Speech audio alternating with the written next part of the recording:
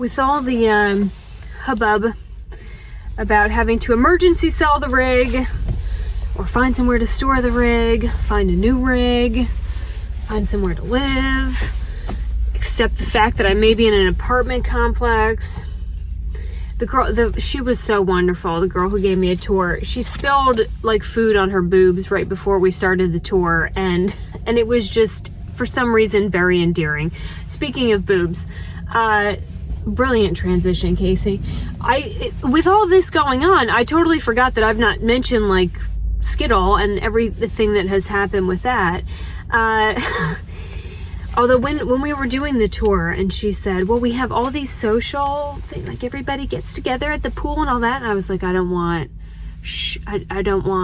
where is the attic apartment where there's no people, and how many college students live here? Like, my inner 85-year-old came out. I was like, I don't want them anywhere near me.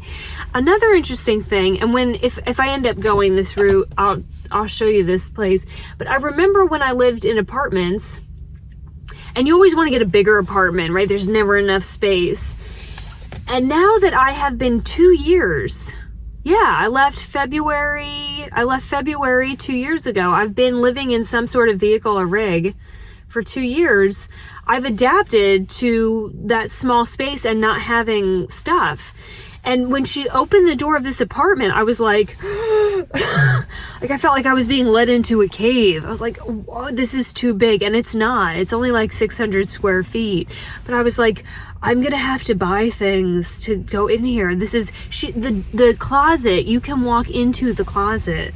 Like, your whole body can go into the closet.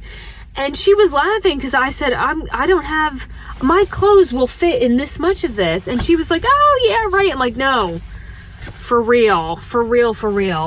And I went over to the sink and I turned on the hot water, and there was endless hot water. And I just looked at it.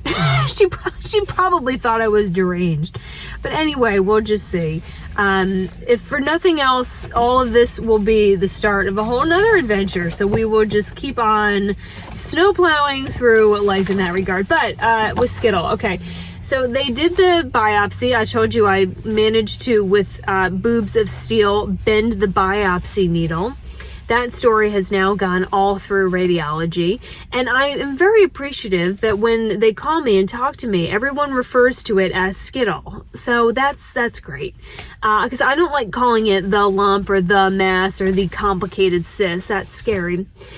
I got my biopsy results back, and thank you, baby Jesus, they were not cancerous.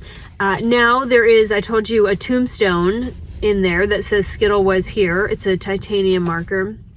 And so the only thing that could get wonky at this point is that the Skittles hard candy shell, its structure, that's still in there.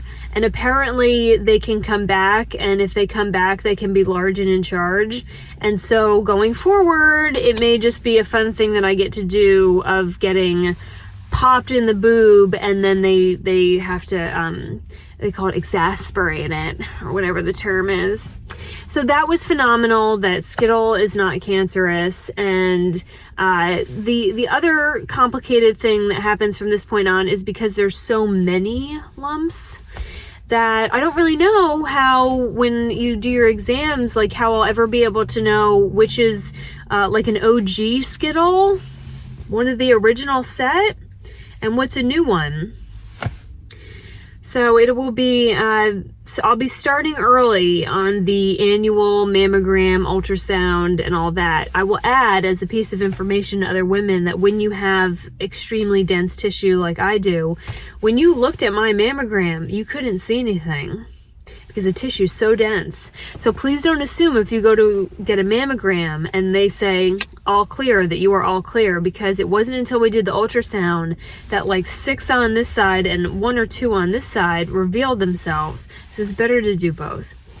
We did not end up ultrasounding my thyroid because I went there yesterday And I got into quite a spat with financial aid, who once again said, we're not going to tell you how much this costs until you get a bill. I said, I'm not playing that game. And this has happened to me a couple of times now, is where I just get up to leave. Remember I told you that that's how you negotiate a rig or a van, is when you're getting pushback, you just say, okay, well, I'm done. And they were like, no, we want you to get tested. I'm like, I'm not. How do you not know what this costs? Are you new? Am I your first ultrasound?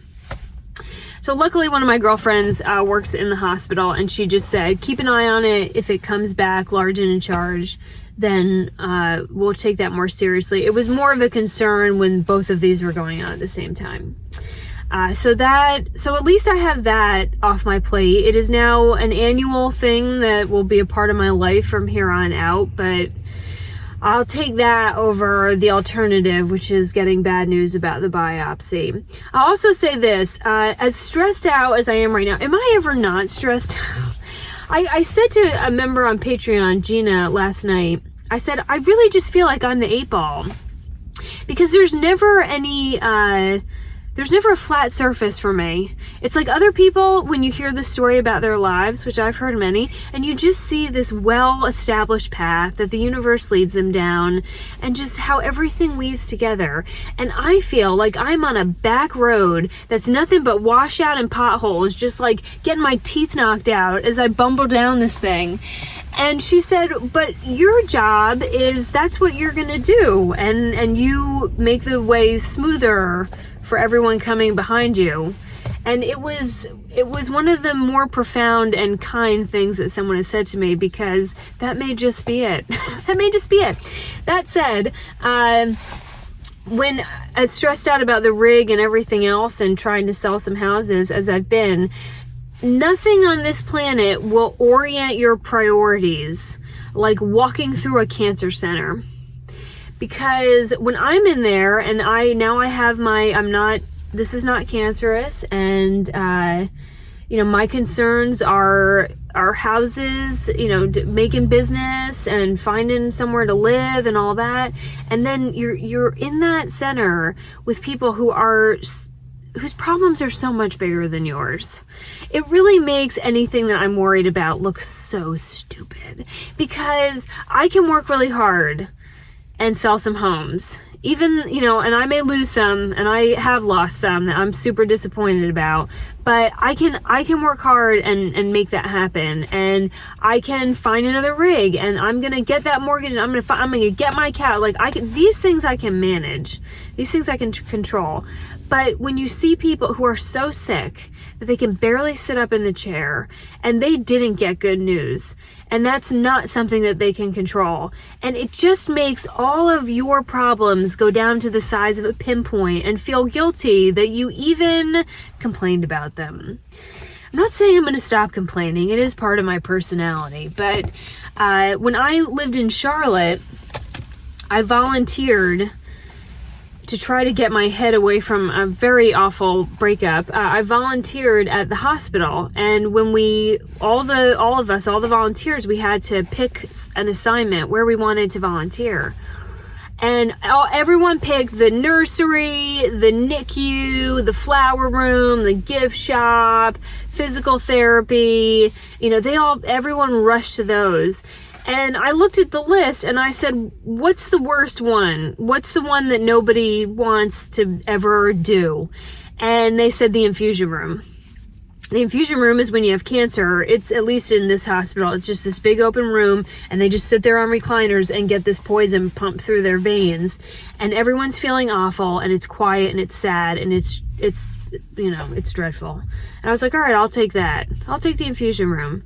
And so every Saturday and Sunday, I would go to the infusion room, and my job was to try to get people to smile and talk to them and take their mind off of everything that they were facing.